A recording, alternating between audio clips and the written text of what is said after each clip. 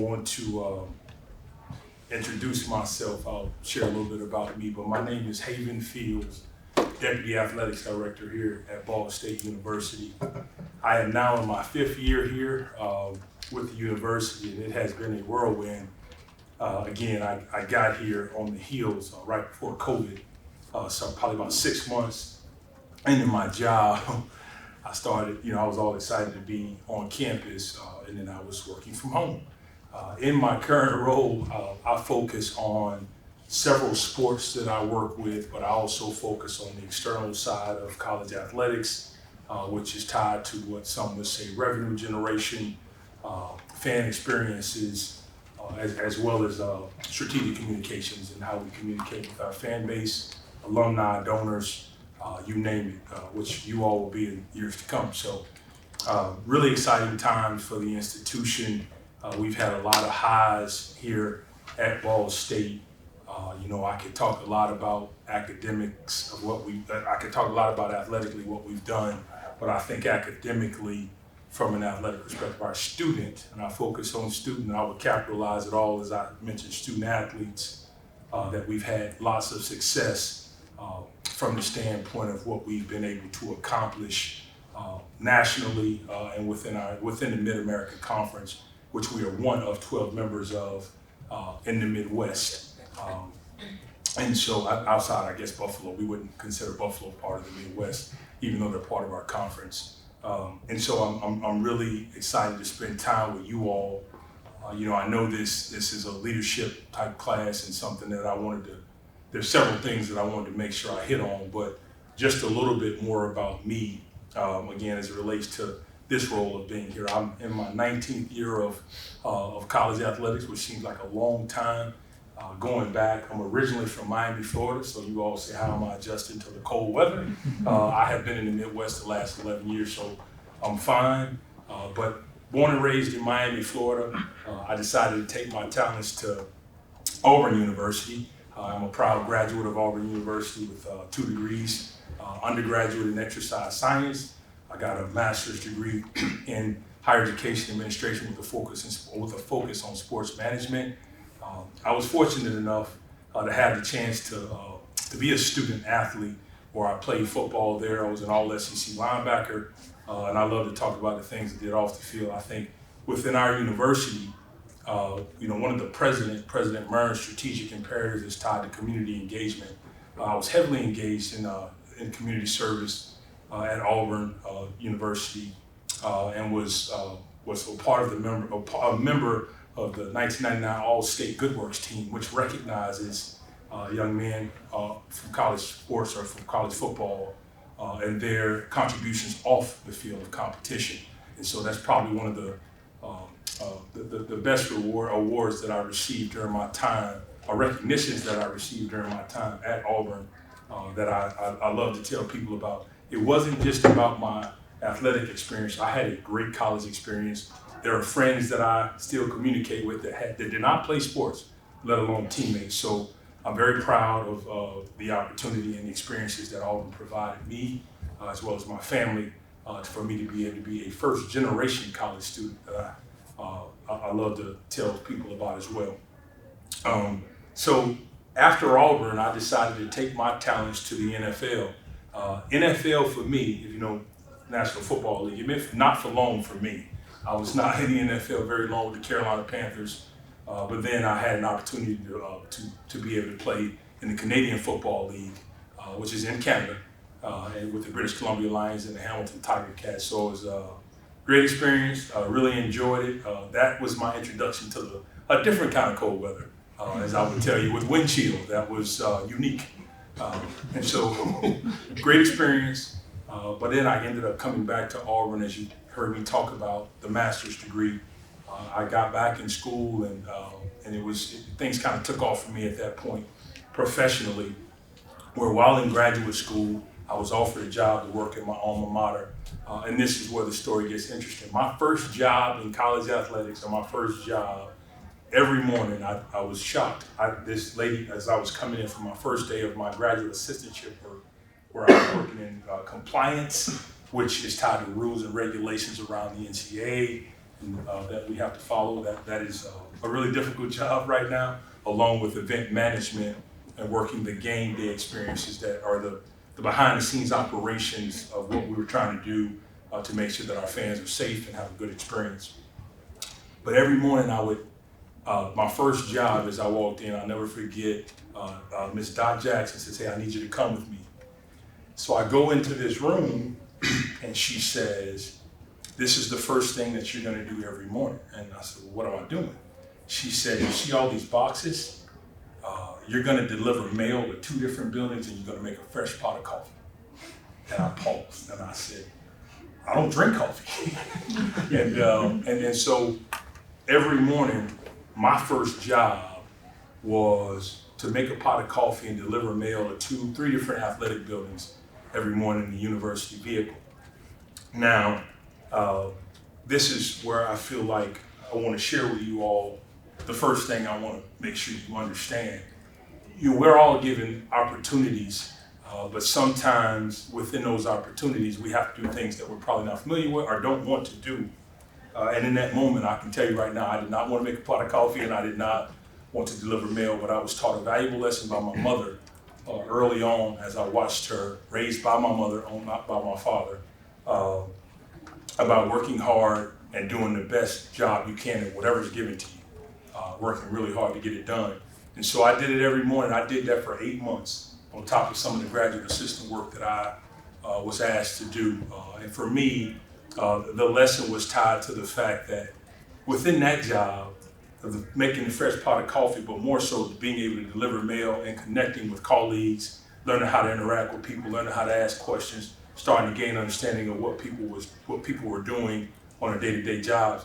I took what I thought was probably going to be a struggle for me and found a way to create this opportunity to gain understanding of what was happening in the inner workings of college athletics, because at that point I was not a full-time employee.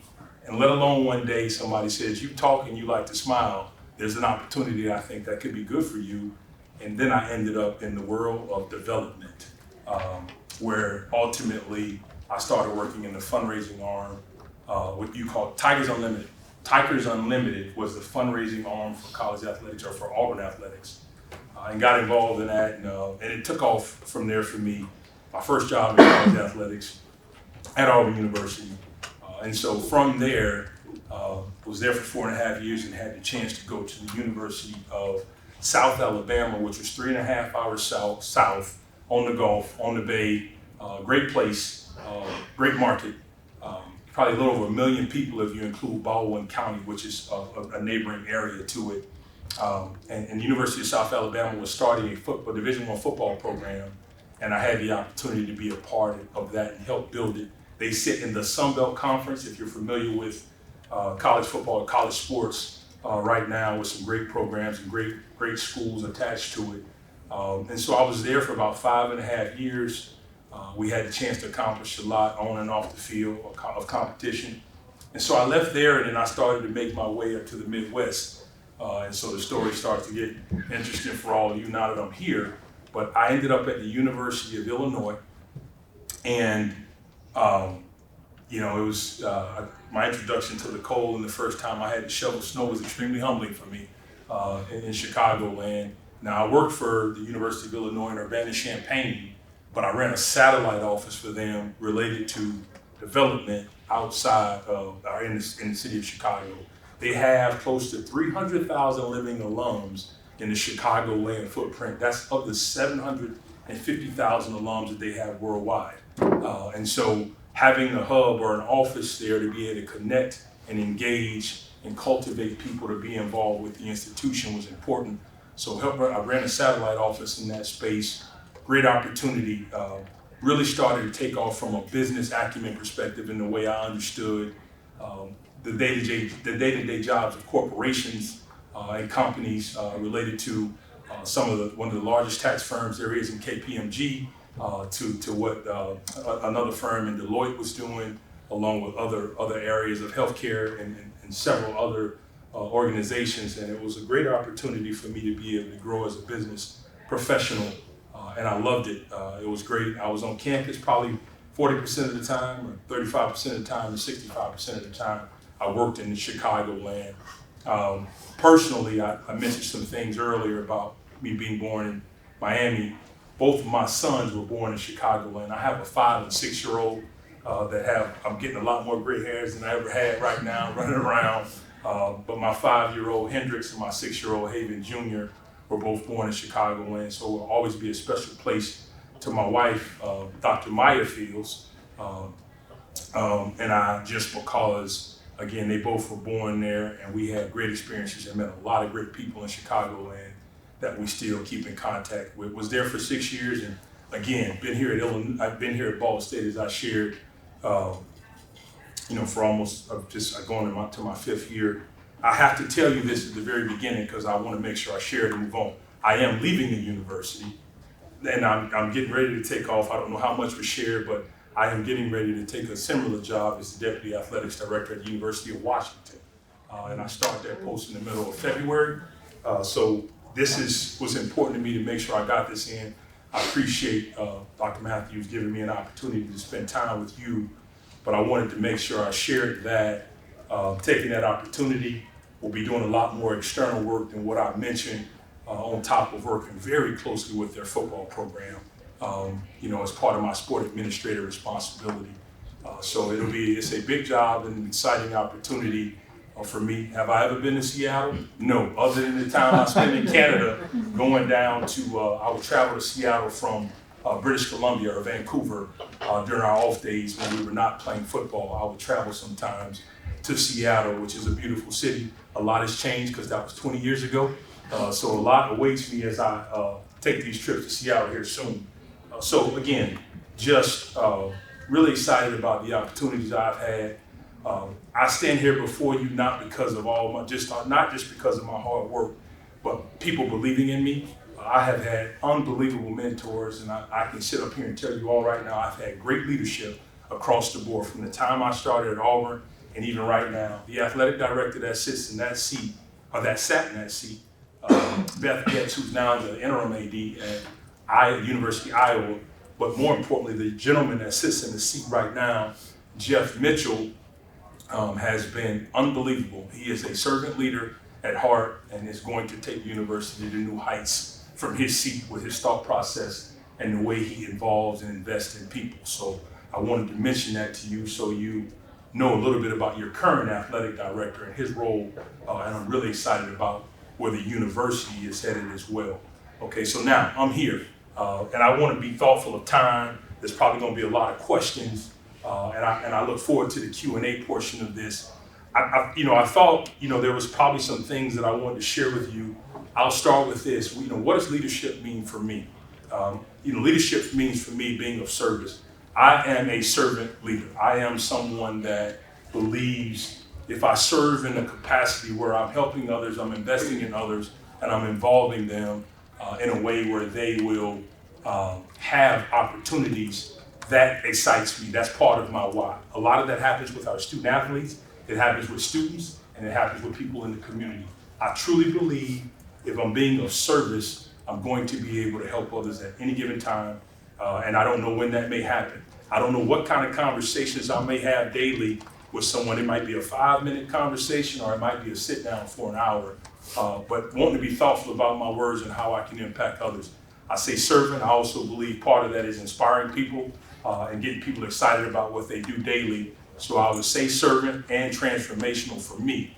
I don't know where things lie for you, but I ask you to start to really, and there's obviously all kinds of tests and initiatives and things that you can take to figure out how you see yourself based on responses that you may have, for yourself. I took your entrepreneurial leadership institute or deal. I had a chance to fool around with that. It said that I was an evangelist as far as the type of endeavors that I would push or work towards. And you can look that up yourself, and because I won't try to get into detail on that right now, because again, I want to be thoughtful of time and thinking about questions and Q&As rather.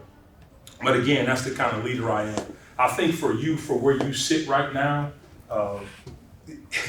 your network has already started. It started when you got here, when you got to Ball State University.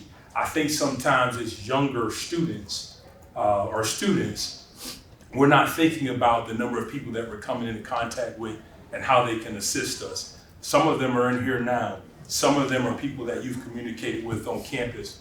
There is a book called The Power of Who by a guy by the name of Bob Beaudine, Beaudine. Y'all got your computers open so you can look it up. He also has a couple other books as well, a book called Two Chairs that I think is very interesting. But in this book, The Power of Who, that speaks to networking, he talks about creating a board of directors for yourself.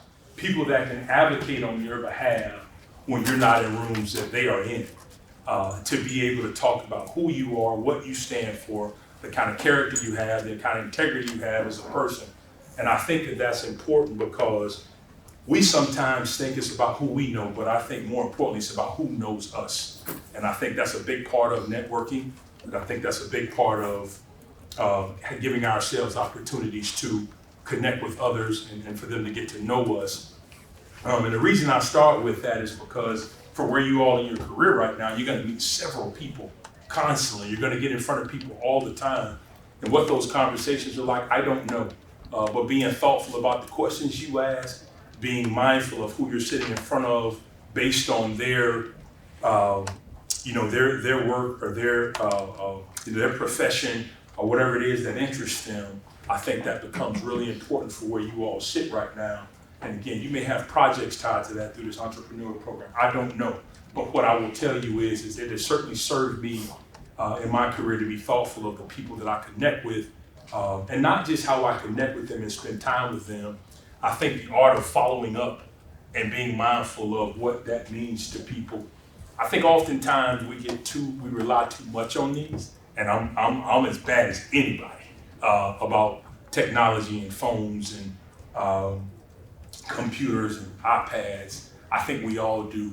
I offer the advice of as you start connecting with people and you spend time with them, try to, what's your name? I'm sorry. Holly has a notebook. She has a pen. I think sometimes we rely on social media, we rely on technology, we rely on all these things so much in how we follow up and connect with people and tell people how much we appreciate them.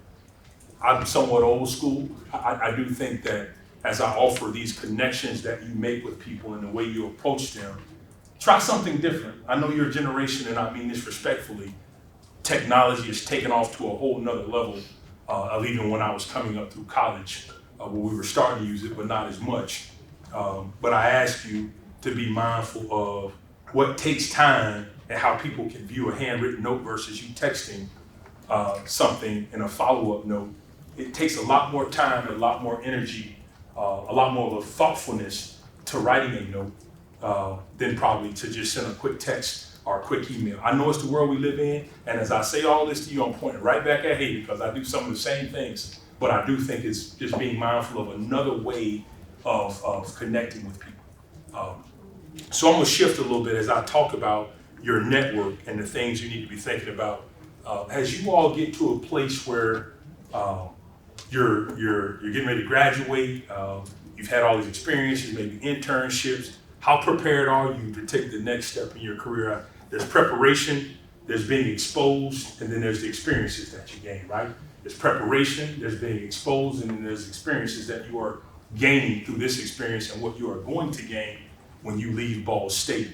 And if you, as I mentioned those three words, I truly believe you're being prepared right now.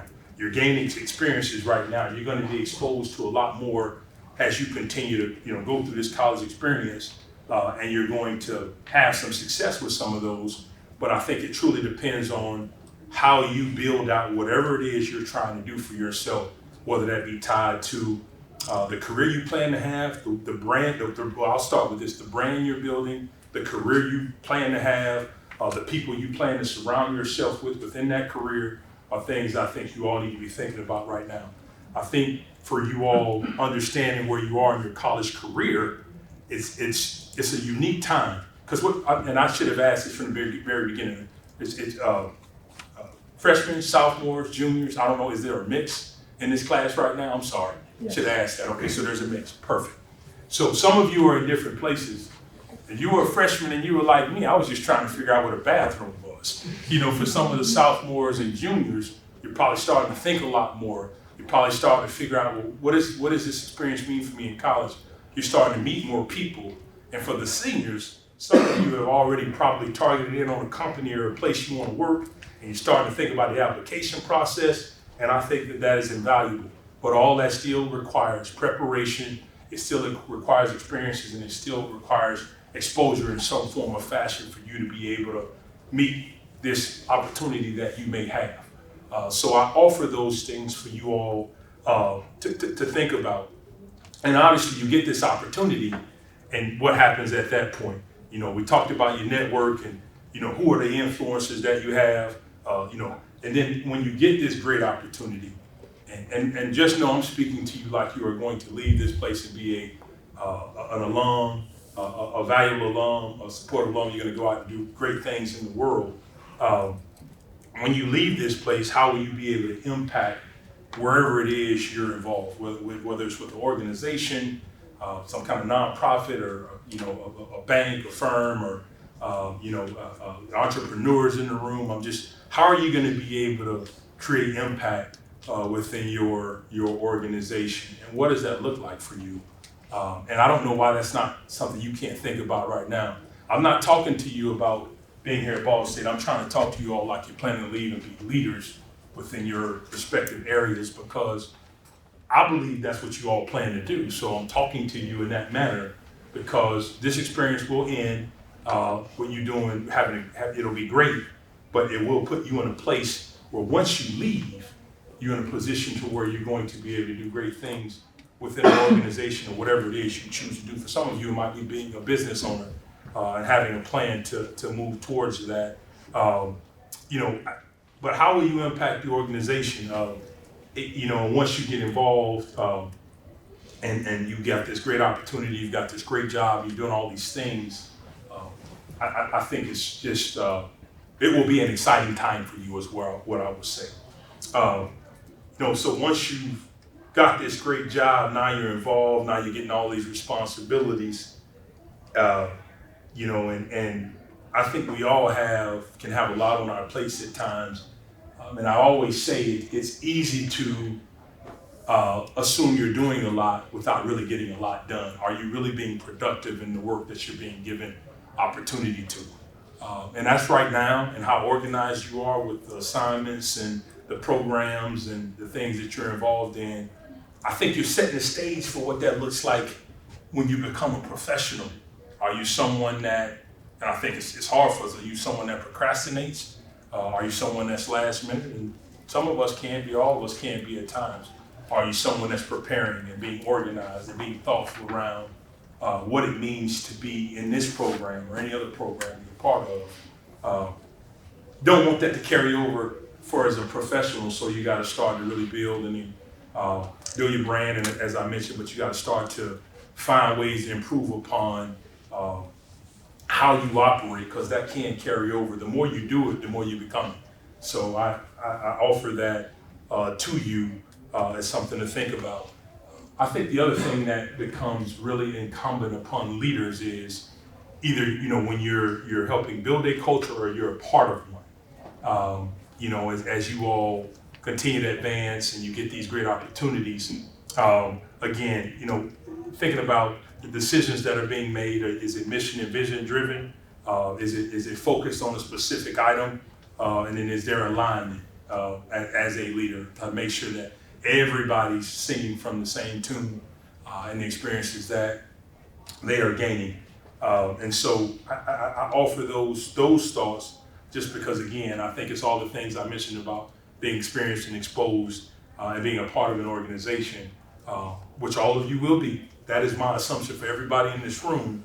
When you get to the organization, what are you doing to invest and to make sure that it's being advanced? But more so, what does that mean for the culture of the organization itself, which is tied to a lot of the work that I'm doing from within, not only for our staff, but we're trying to do the same thing for our student athletes and what we're providing them daily. And again, all the people in between that, whether it's our coaches that I don't always necessarily include in staff, our coaches, the people in our building that we interact with daily, the people that come in to spend some time with us to understand our organization, volunteer boards, everyone. I would, I'm offering some of those things that I think about in my own leadership style and the things that I'm focused on, and for things that maybe you can think about as well. And here's just a couple more thoughts, and I want to be again mindful of time. I'm being vulnerable here because I want you all to know who I am. I am a talker. I love to talk. I got high energy. I'm a passion guy. I get excited about a lot of different things. I get excited about doing this. I get excited about getting to know people, what makes them tick, what gets them excited, what they don't like, all those things. But I think one of the other really great skills of a leader, and I mentioned being of service, is someone who learns to listen twice as much as they talk. I think that's a really important one, because how can I serve people if I don't hear them, if I don't see them, if I don't connect with them in some way by understanding the things that I mentioned earlier? That was shared with me by a football coach at Auburn when I was 20 years old, and I think that's always stuck with me. Even though I talk a lot, that's one that I continue to work towards, and understanding, how I can serve people. Got to be able to hear them, and got to be able to understand them. Of all the things that I mentioned, and all the excitement, and all the, you look like you got a question too. I'll stop while you do. If you do, okay. But all the things that I mentioned, and just sharing that comment, I think one of the most telling things for all of you is you're going through all these exciting opportunities you have within college, and then even once you leave, you are going to experience some conflicts. You are going to experience maybe some challenges, in your professional journeys. And as leaders, I think it's incumbent upon us to be thoughtful in how we connect with people, how we deal with them. And I mentioned the learning to listen is twice as much as I talk, because that has certainly helped me in some of the challenges I've had, whether that be with people or something that may be taking place at work, to make sure I understand all the facts, everything that's taking place, and all the things that I probably need to be thinking about as it relates to how I help make a decision to move forward. You're gonna have conversations with people where you don't agree, and you kind of have healthy debate. You're gonna have conversations with people where you're just absolutely on the same side of the table as them, but there's somebody else in the room that may be challenging for you for different reasons. And I offer these thoughts of how will you handle that with them. And is it an approach where you're listening? Is it one where you're combative? Is it one where you just don't have any thoughts for them and you choose to just maybe shut down? I don't know what that looks like for any of you, but I offer the thought of being mindful that as leaders, you're going to have to deal with all those things, and how you deal with people will ultimately determine how that all unveils itself. You're gonna have to be, because you're gonna be collaborative. You're gonna be in situations where you spend time with people who you respect and like, and maybe some where you don't feel the same about, you don't feel that great about them. But you've got to work with them. You've got to be in a place where you know how to have a conversation and be able to deal with them. And I know with being in school right now, you don't have to worry about it as much, but I can promise you there are going to be some challenges for you. So again, I offer the thoughts of when you leave Ball State and become these great professionals, for you to be able to think about how you're dealing with those things and how you're combating those and how you're moving forward, because they certainly will happen for you.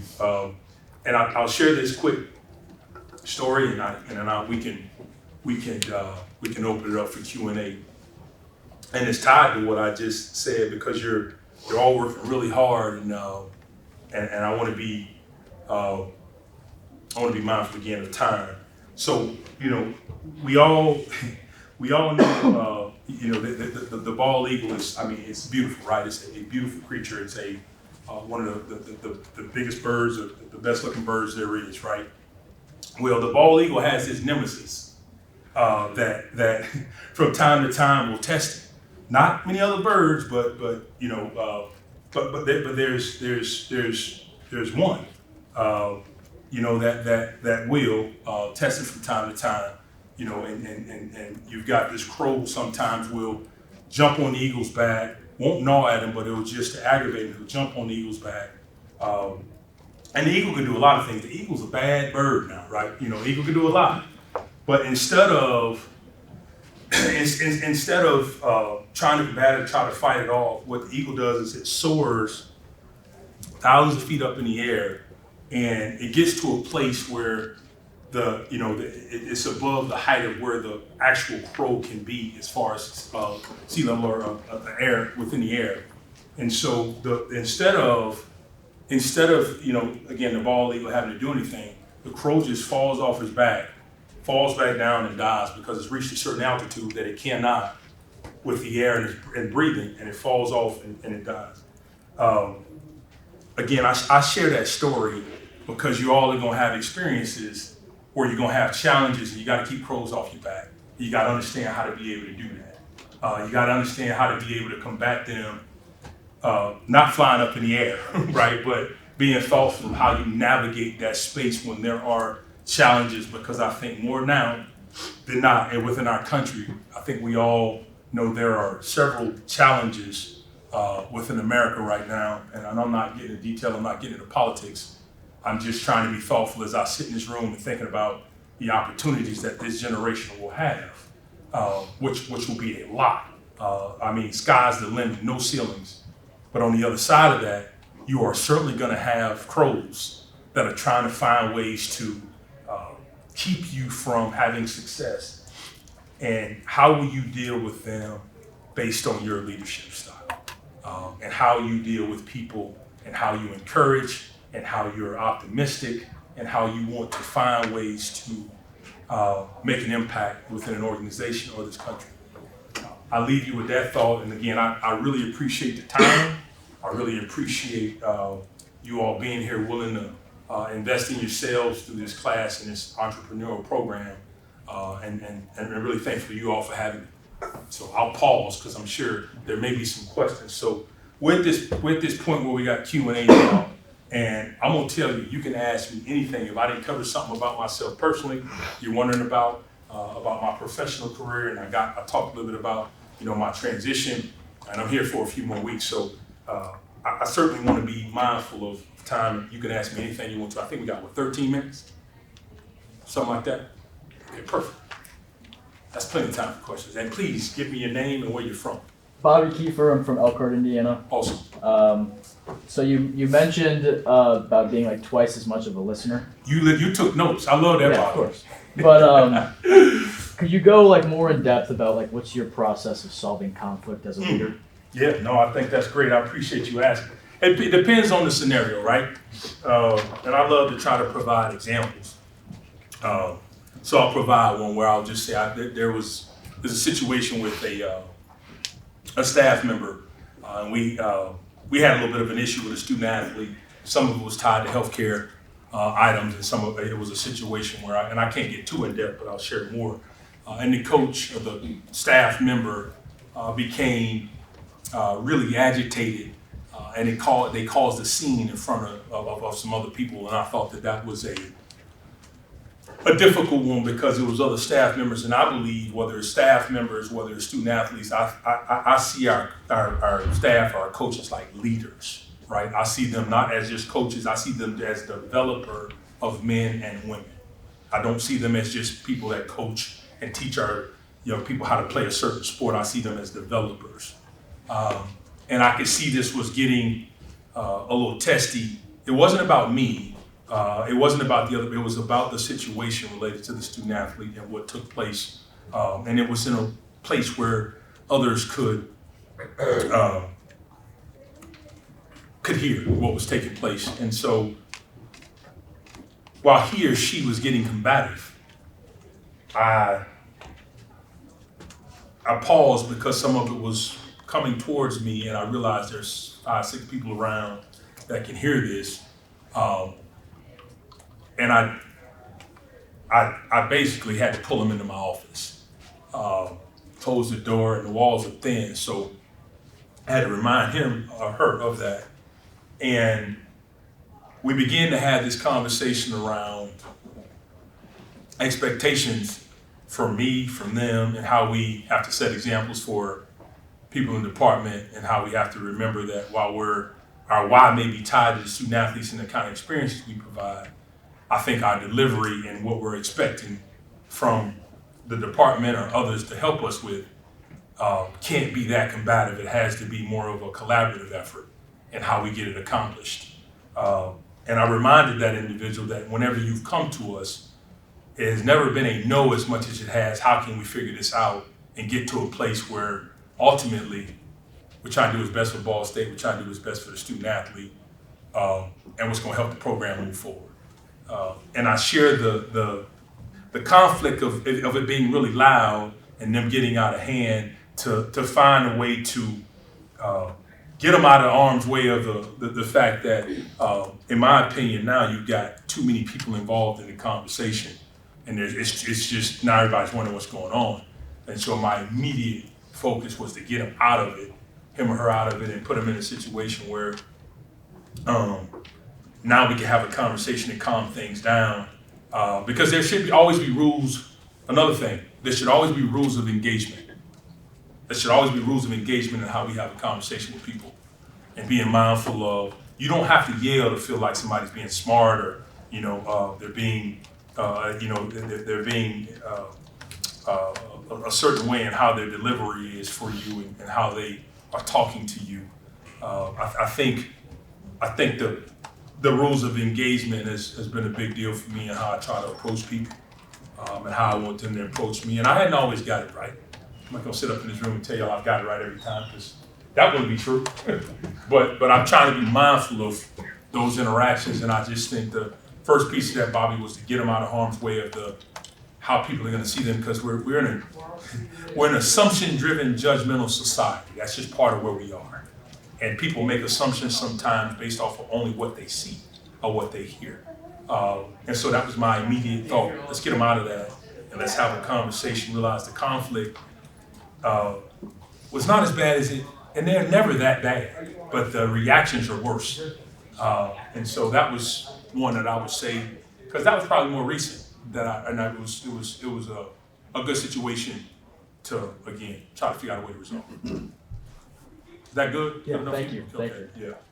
Yeah. And the irony in all that is, you got to understand, you got to be able to read the room and what's going on and the tea leaves of everything taking place to know how to react next. What's the next thing you do? It's not always that. It might be something completely different, where it might be in a boardroom with people and there's a conflict or there's something that's happening. So how are you going to respond? How are you going to respond after the meeting? How are you going to set up another meeting with that individual? All those things are just important in how you plan for stuff like that, because it's not always easy. And I've had some where I don't think that I've been able to solve them all. Yes, sir.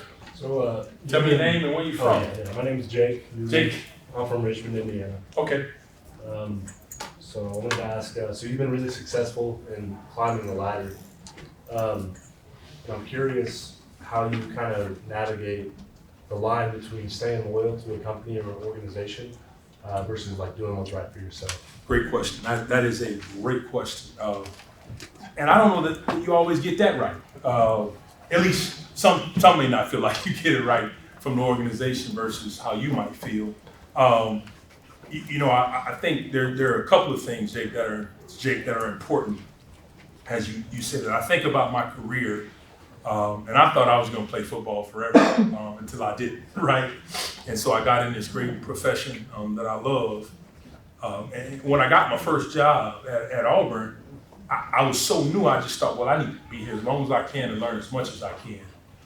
I think there becomes a pivotal point in career sometimes where you're trying to think about your professional growth and development that sometimes you get within the organization, and then there's all kind of programs and conventions and conferences you go to probably get more. and you bring that back, you're able to implement things, you're able to feel like you're growing, and you get one or two more things that you're involved in, that you're in charge of, and now you feel like you're taking this next step. But I also think you're in a place where early on, you're trying to learn as much as you can, and you get these opportunities. And my situation at Auburn was I was specifically a fundraiser. Okay, well now you're learning this for 4.5, almost 5 years. You're doing this. Now you're going to get to go help build a Division I football program. Now, I can't not try and do that, right? I think it's trying to be thoughtful around what you're trying to accomplish, the goals you have. And then sometimes people will say, well, I've done as much as I can in this role, and there's nowhere else for me to go. I can't say that that's happened to me, but I know some people where they outweigh the thought of, okay, I've probably outgrown the role, so what's next? I can't go anywhere else because there's people around me in positions that are not moving, and I'm kind of just in this circle now of I specialize in X. And so I think it becomes harder. So fast forward this situation with, and I'm speaking of me because I want to try to give you the answer from my perspective. So I've been here at Ball State, and Ball State has been fabulous to me. The people have been fantastic. I have no issues, or there is nothing that I'm always a Cardinal, period. I've been here for almost 5 years. I'm on my second athletic director, and they both have been phenomenal. And I've had these great opportunities. And when the search firm called me about the Washington job, I'm like, Washington? I'm from Miami, Florida. I'm going to Washington. But I thought, well, pause. You need to do a little bit more digging. You need to talk to some people. And I thought, well, I'm not a bandwagon guy, but they certainly are on a different trajectory at this point. But I also feel like things are going very well here. But I thought to myself, for the things that I'm going to be able to do, some of them I'm doing here, but a lot of them I'm going to be able to do there that are somewhat new, but I've been involved in a way where it's going to certainly help me to reach my long-term goal of being an athletic director and continue to do it at maybe a higher level than I am now.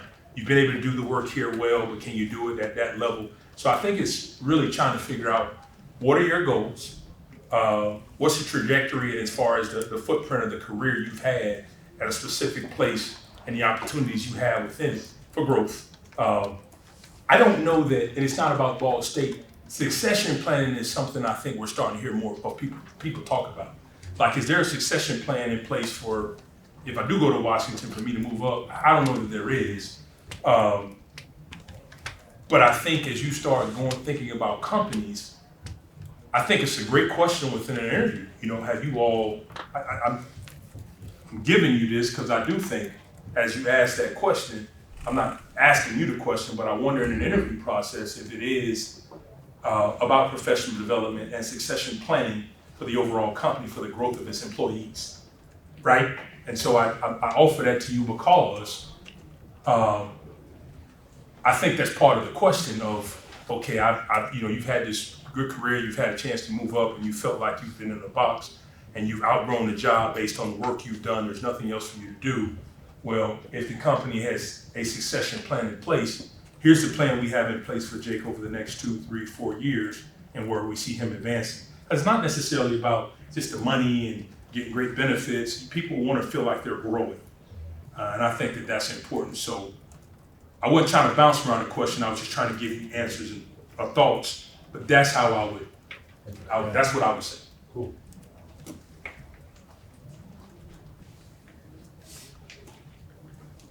There's no way I'm walking out of here with 2 questions. Bobby, can I go with her and come back to you? Go ahead. I'm Hannah Avila, and I'm from Yorktown. Awesome. And you talked about how you've been surrounded by great leaders throughout many phases in your life. Is there one that sticks out, and how would you describe them? Oh, that's a great question. You guys are on fire right now. I've had some good ones. Well, and not because I'm here. I think leaders want other great leaders to pull the best out of them, right? I think that's also the job of a leader, be it inspire, not just encourage, but be it inspire and be able to be transparent with you about where you are in your career. I point to Beth Getz, who many of you know is the previous AD here, if you're in tune to our program, and is now at University of Iowa as the interim athletic director. I don't know, I've had great leaders throughout my career that have inspired me, that have pushed me. I point to Beth because I feel like Beth was one where she was really pulling and pushing me to think differently, to be more strategic, to be an even better leader in my thinking and my thought process around things that I was working towards whenever I would bring something to her. And she challenged me in a way where I don't know that I don't get this Washington opportunity without her, based on the interview process and the things that were asked of me. So I would describe her as someone, again, that's been able to pull and push and challenge in a way where I feel like I've got the opportunities that I've got after being here with her and having a chance to go to Washington. I would also say, as I'm sharing this with you, part of that is whenever I've had disagreements or I didn't feel great about the conversation in the moment that we were having it, she always was able to get me to a place as a leader that when I walked out of the room, I felt great. And I think that that's a gift. I don't know that everybody can do that. And I've always felt like that with her. One other I'll mention is a guy you asked me for one, but I also mentioned a guy by the name of Howard Milton from the University of Illinois. It wasn't about the opportunities he gave me. It was the way he challenged me as well to think ahead, to be this guy that's thinking 4 or 5 steps ahead, no different than I did on the field. He would always say, and Beth would say it sometimes too, think about how you understand the game of football. Now you're an executive, how are you thinking about the next play or what 2 or 3 guys on the field may be doing based on the film study, based on the information you have. And I've always tried to use that analogy to help me over the last couple of years in particular as I move forward. So those are 2 I would say, and the quality they have is, again, being able to pull the best out of the people that they have, but also being transparent enough to be able to do it. And as a leader, at some point, you're gonna have to say something to somebody that you don't want to. That is a must. Everything can't be just happy-go-lucky. It cannot just be positive all the time. There are gonna be times where you're gonna have to share information with people that you're not in favor of or that you don't want to, but they're gonna respect you for it, they're gonna be better for it, and the organization is gonna be even more successful for it. Oh, Bobby, well, okay, I'll come back to you. Go ahead. I got time if y'all got time. I'm Holly from Indy. What's your name? Hallie. Callie. Like Halle Berry. Okay, Hallie. Yeah. Hallie Berry, I'm sorry. That's okay. Yeah. What did you do, especially like while you're in grad school, to set yourself apart from others to get to these opportunities? Yeah, and my situation is unique, Hallie, like I said, because I was offered a job while I was in grad school. That was unique, and that was my alma mater. I don't know that my situation would be like yours, but what I would say is I go back to my comments in the very beginning, like what does your network look like? Who are the people you're connecting with? What does that look like for you? And I'm not talking about like sending them a note saying you want to sit down and talk to them about their career. Well, once you do that and you get to know them and you've cultivated this relationship, are you checking in from time to time? Are you setting up a monthly call to talk about a specific thing from time to time? Are you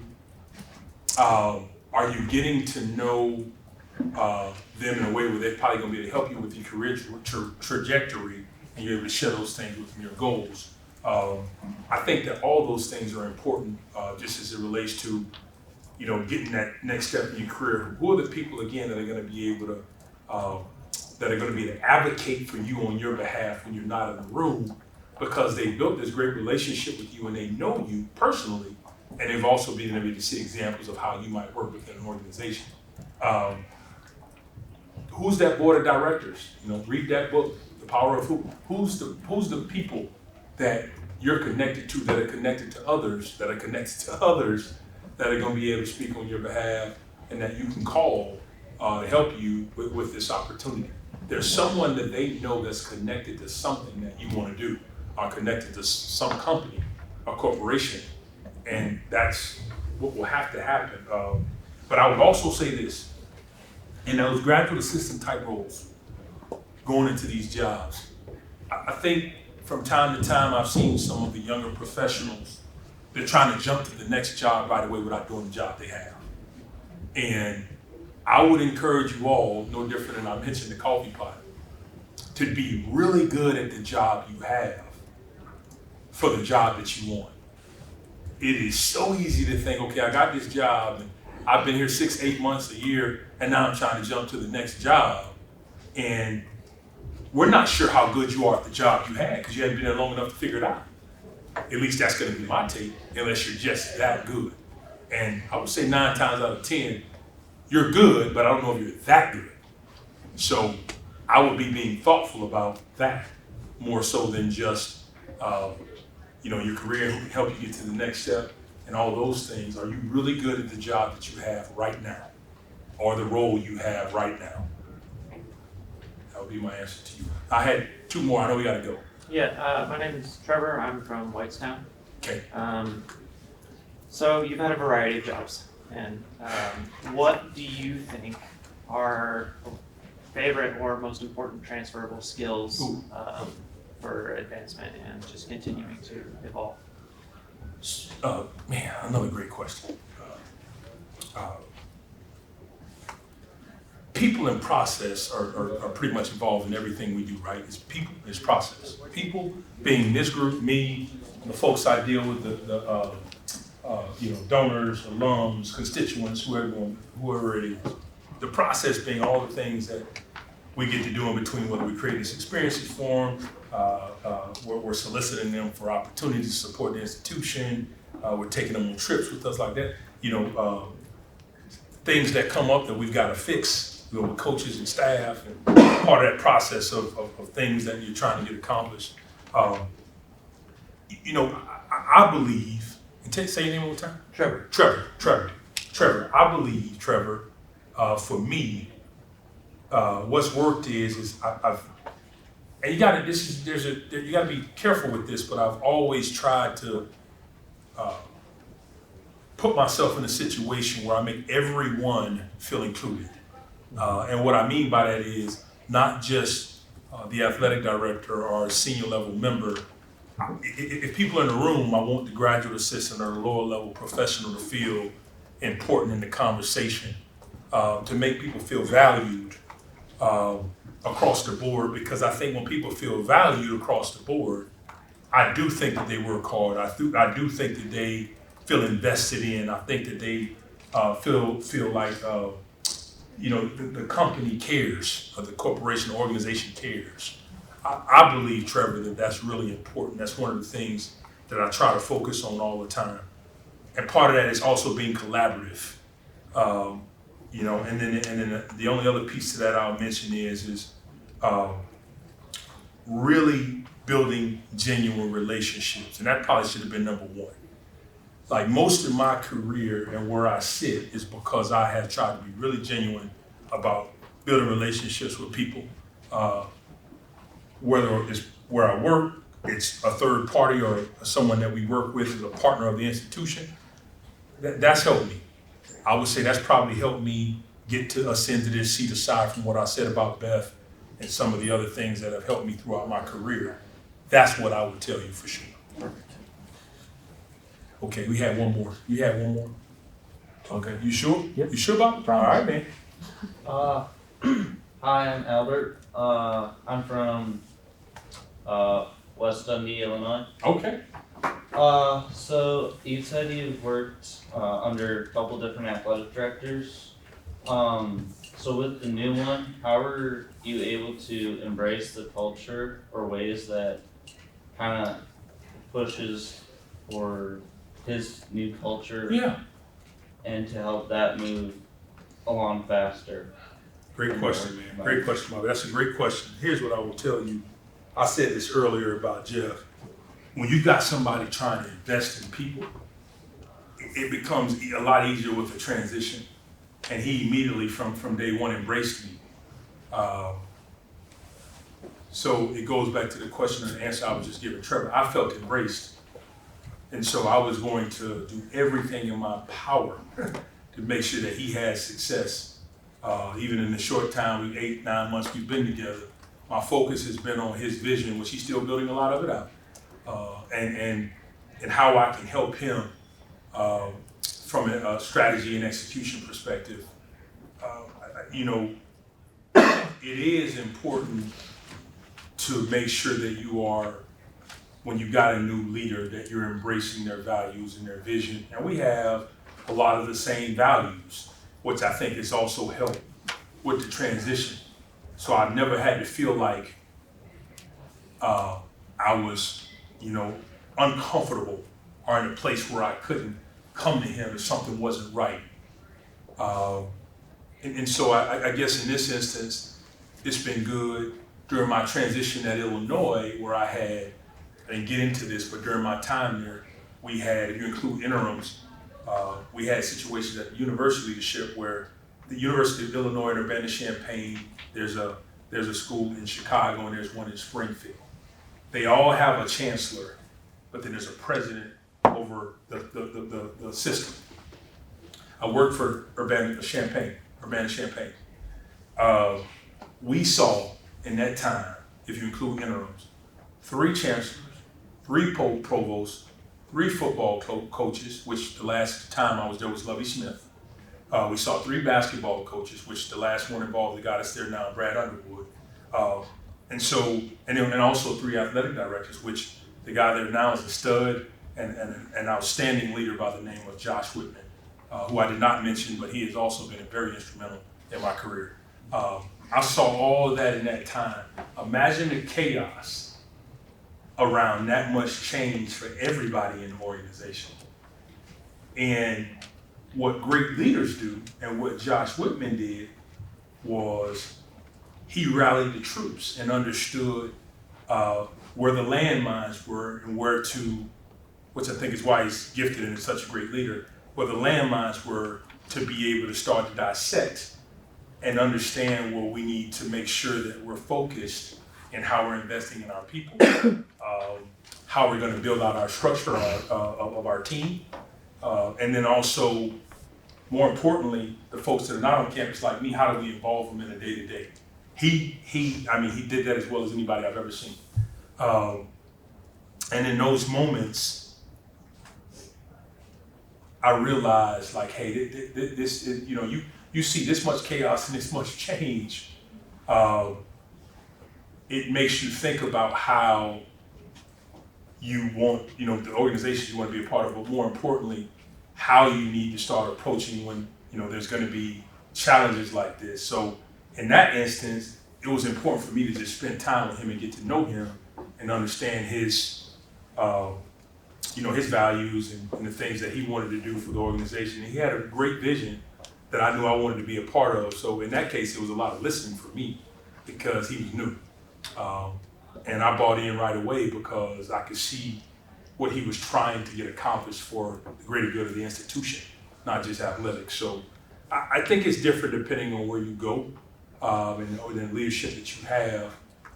But you got to be somewhat of a chameleon without compromising your values and your integrity. I got time for, I think, one more. It's almost 12:15. I started at 11:15, so I'm giving y'all an hour. Come on now. Awesome. I'm Katie. I'm from Westfield, Indiana. And you mentioned how you're a servant leader. I just want to know how you continue to be a servant leader without letting people take advantage of your services. Oh, that's another one. Y'all have been fantastic today. Great question, because I'm a nice guy. I like that guy. I'm a nice guy. I like to have a good time. I love people. I'm an energy guy. I'm loud. I have fun. People in the office, they know when I'm coming. You know, so it's a great question, Katie. I tell you this. Very important to understand the balance on being nice and being someone that's charismatic or having fun versus understanding what the business of the job is. Those are 2 different things to me. And so it's been able to dissect as a guy that all those things you mentioned, people, oh, you're a nice guy. But I'm a businessman. I consider myself a businessman, so I can't, and I've always said, whatever organization you're with, you work for, you can get to know people and you can build relationships and they can get to know you, they really like you, they trust you. But what I always have kept in mind is what's best for the institution, not the individual. What's best for the student athlete, not the individual. What's best for the coaches and the teams, not the individual. And that's what's really helped me, to be honest, and just being able to be transparent with people, whether it be my own boss, or a coach, a student athlete, and those are all different, and how you have to manage those, and how you have to respond and communicate. But it's been just that. When you work for an institutional organization, the individual, while they may be important to you because they're a friend or a colleague, that can't compromise what's best for the organization. And you got to keep that here in how you're willing to respond. And that's how I would describe it. I got time for one quick fun one, and we got to get out of here. Nothing? Well, okay, one more. Did you start drinking coffee? You said that. Yeah. Okay. You said in your first job that you didn't like coffee. Yeah, I did. And I didn't start. I don't know, maybe 10 years ago I started. Yeah. Thank you. Thank you. Thank you.